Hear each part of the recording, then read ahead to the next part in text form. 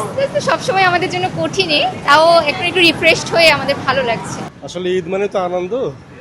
আমরা যারা ঢাকায় থাকি সবার এরকম আনন্দ হয়ে ওঠে না। তো গ্রামে যারা থাকে তারা কিন্তু অধীর আগ্রহে থাকে কখন তারা আসবে। তাদেরও তো একটা আশা আকাঙ্ক্ষা আছে, ঠিক না?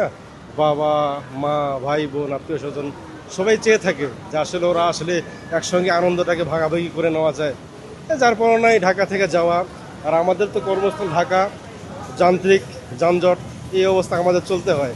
সবাই এইরকম পরিবেশ হলে সবাই তাদের আত্মীয় স্বজনের সাথে ঈদটা করতে পারবে আনন্দ।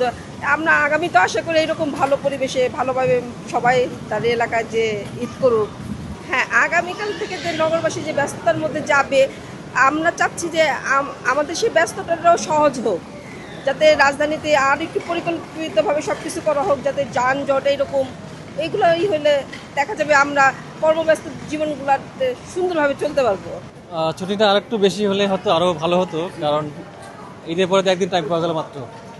একদিন সময়ের মধ্যে সবাই ফেরাটা কঠিন, এই জন্য একটু কনসেশন হতে পারে।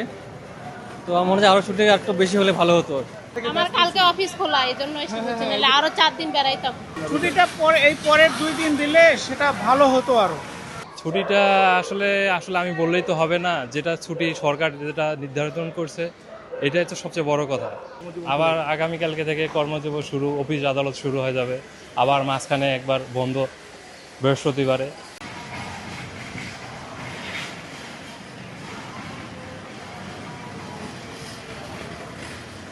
মানে শেষ মুহূর্তে দিয়ে এখন আইতো বাড়ায় দিলে ভালো হতো, এমন কিনা? এটা অবশ্যই বেটার হইতো, কারণ আরো 2টা দিন বেশি পাওয়া যেত, সাথে 26শে মার্চ ছিল, শুক্র শনি 2 দিন ছুটি ছিল, এটা নিয়ে আরো ভালো হইতো। এই যে পরিবারের সাথে যে গেলেন আবার হুট করে চলে আসা, এই যে কালকে থেকে কর্মব্যস্ততা, তো এটা করার কিছু করার নাই, আর সিস্টেম আমাদের এটা মেনে চলতেই হবে। গ্লিটারের টুইন লেমন ও অ্যান্টিব্যাকটেরিয়াল ফর্মুলা বাসনকে চকচকে জীবাণুমুক্ত করে আমাদের দেয় গ্লিটার গ্যারান্টি।